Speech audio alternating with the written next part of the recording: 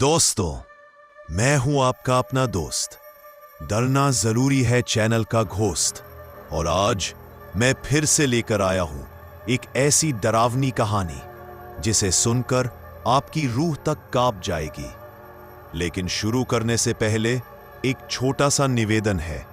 अगर आप हमारे चैनल पर नए हैं तो चैनल को सब्सक्राइब जरूर करें ताकि आपका और हमारा ये रिश्ता हमेशा यूं ही बना रहे। तो चलिए दोस्तों, ज्यादा समय ना लेते हुए चलते हैं कहानी की ओर। आगे की कहानी दीपक जी और उनके दोस्त के सच्चे भूतिया सफर के अनुभव पर है। तो आगे की कहानी में उन्हीं के पॉइंट ऑफ व्यू से सुनाता हूं। यह घटना आज से लगभग 5 साल पहले की है। लेकिन आज भी जब रात को अकेला होता हूं तो उस जंगल की ठंडी हवा, वह चीखे और वो लाल आंखें याद आ जाती है। मेरे रोंगटे आज भी वैसे ही खड़े हो जाते हैं जैसे उस रात हुए थे। मैंने बहुत कोशिश की इस बात को भूलने की, लेकिन कुछ घटनाएं ऐसी होती हैं जो आपकी आत्मा में बस जाती है। और तालकूट वन की वह रात मेरे लिए वैसी ही थी। मैं और मेरा कॉलेज का मित्र विनीत गर्मियों की छुट्टियों में मनाली की ओर रोड ट्रिप पर निकले थे। हम दोनों को रोमांच पसंद था। रात में ड्राइव करना, सुनसान रास्तों से गुजरना, ये सब हमें बेहद मजेदार लगता था। हमारी गाड़ी थी एक पुरानी मारुति जिप्सी, जो कई बार मुश्किल रास्तों पर हमारा साथ निभा चुकी थी। शाम के करीब 7 बजे हम कालकूट वन के पास पहुंचे। जीपीएस एक लंबा रास्ता दिखा रहा था, लेकिन एक स्थानीय ढाबे वाले ने कहा, साहब, अगर जल्दी पहुंचने का मन है तो सामने वाले जंगल से शॉर्टकट है, पर रात में मत निकलना, वहां कई लोग गायब हो चुके हैं। विनीत हंसते हुए बोला, भाई साहब, हम डरते नहीं, एक्सप्लोर करते हैं। ढाबे वाला बस मुस्कुराकर बोला, ठीक है, फिर भगवान का नाम लेकर जाइए।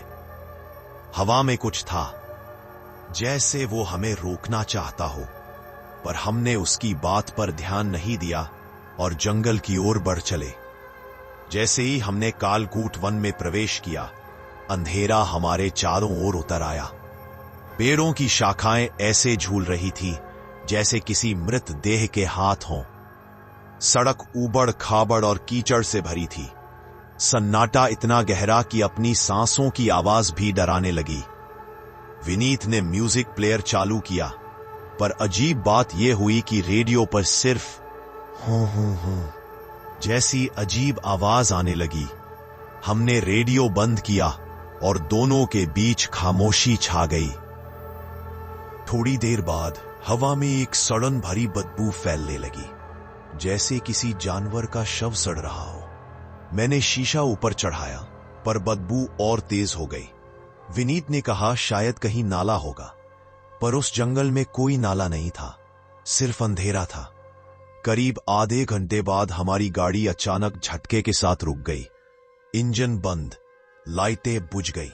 मैंने चाबी घुमाई, कुछ नहीं हुआ। हम जंगल के बीचों बीच फंस चुके थे। विनीत नीचे उतरा और बोला, शायद वायर लूज है, मैं देखता हूं। मैंने मोबाइल से टॉर्च ऑन की, पर सिग्नल गायब थे। चारों ओर सन्नाटा और हवा में ठंडक बढ़ गई थी। तभी कहीं दूर से किसी के रोने की आवाज आई। वो बहुत धीमी थी लेकिन साफ थी। एक औरत की सिसकियां, जो हर पल और करीब आती जा रही थी। विनीत ने टॉर्च उस दिशा में घुमाई। किसी को मदद चाहिए होगी। मैंने उसका हाथ पकड़ा। पागल है क्या? कौन औरत रात के इस वक्त जंगल में रो रही होगी? वो बोला, अगर वो जख्मी है तो। और मेरी बात अनसुनी कर वह उस आवाज की दिशा में बढ़ गया। मैं कार के पास खड़ा था। डर से पैर कांप रहे थे। अचानक सिसकियां बंद हो गई। कुछ सेकंड की खामोशी और फिर एक तेज भयानक चीख। विनीत! मैंने चिल्लाया। कोई जवाब नहीं। बस कुछ सेकंड बाद झाड़ियों के पीछे से कुछ गिरने की आवाज आई। ठक! मैं भागा। टॉर्च की रोशनी उस जगह पड़ी, जमीन पर विनीत की टूटी हुई घड़ी और उसके पास खून के छींटे। मेरे हाथ कांप गए। मैं चिल्लाया, विनीत, कहां हो? तभी पीछे से एक ठंडी हवा चली। और किसी ने मेरे कंधे पर हाथ रखा। मैं पलटा, कोई नहीं था। अब मैं समझ गया था, हम किसी इंसान के नहीं, किसी भटकती आत्मा के शिकंजे में आ चुके हैं। मैं पूरी रात भागता रहा, कभी पेड़ों के बीच से, कभी सूखे पत्तों पर फिसलते हुए। हर बार लगा कोई मेरे पीछे है। कभी मेरे कान के पास फुसफुसाहट होती, रुको, तुम भी अकेले क्यों रहो। कभी मेरे सामने किसी की परछाई झिलमिलाती। हवा इतनी ठंडी हो गई कि मेरी सांसें जमने लगीं। मेरे पैरों में चोटें आईं, लेकिन रुकने की हिम्मत नहीं थी। अचानक मुझे दूर एक धुंधली रोशनी दिखी। वह किसी धूनी की लग रही थी। मैं वहां भागकर पहुंचा। वहां एक पुराना शिव मंदिर था और उसके सामने राख से लिपटा हुआ एक साधु समाधि में बैठा था। मैं घुटनों के बल गिर पड़ा। बाबा, मुझे बचा लीजिए, कोई है, वह मुझे मार डालेगी। साधु ने आंखें नहीं खोली, बस शांत स्वर में बोले, डर मत, यहां कोई तेरे भीतर नहीं आ सकता। देखा, धूनी की आग तेज जलने लगी थी, मानो किसी अदृश्य शक्ति से भिड़ रही हो। आग की लपटों में मैंने उस महिला की परछाई देखी। लंबे बाल, चेहरा जल चुका और आंखें जैसे अंगारे। साधु उठ खड़े हुए। उनकी आंखें अब लाल चमक रही थी। वो कामिनी है, धोखे से मारी गई आत्मा। उसके प्रेमी ने इसी जंगल में उसे जला दिया था। वो हर राहगीर को अपने साथ ले जाना चाहती है। तो उसके हाथ लगने से पहले मेरे पास आ गया। तेरी किस्मत अच्छी है। मैं कांपते हुए बोला, क्या मैं बच जाऊंगा? साधु बोले, अगर मेरी शक्ति चली तो हां, नहीं तो तू भी कालकूट का हिस्सा बन जाएगा। उन्होंने अपनी कमंडल से भस्म उठाई और मेरे चारों ओर रक्षा चक्र बना दिया।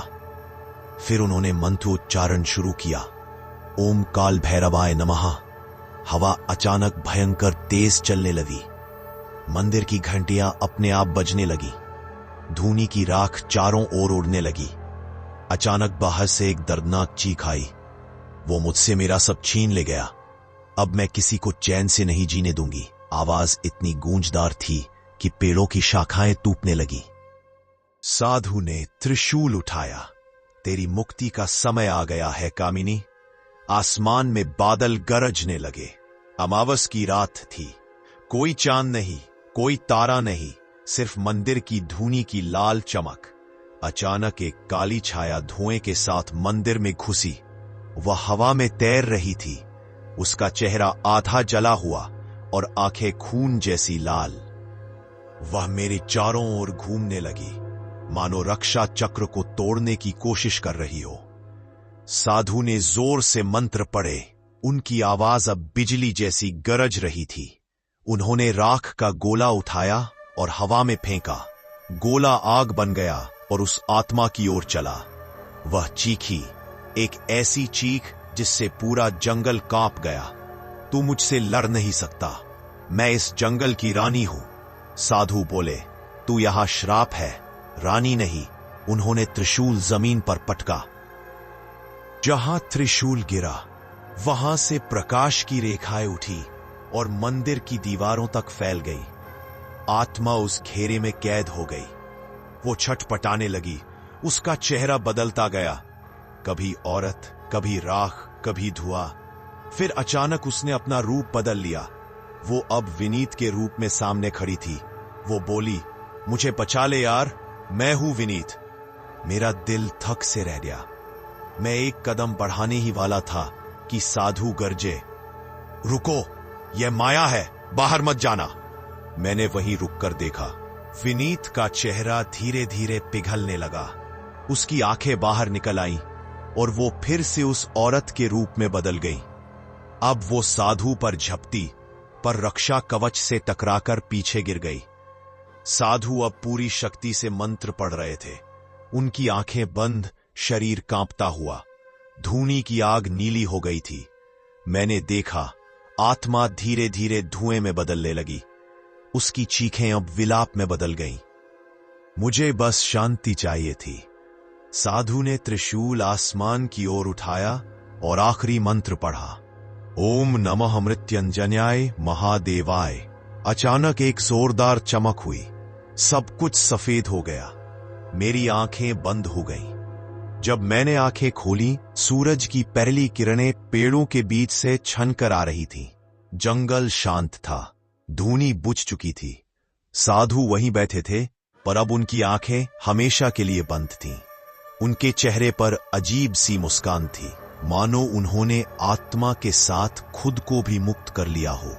मैंने कांपते हुए उन्हें प्रणाम किया और मंदिर से बाहर निकला।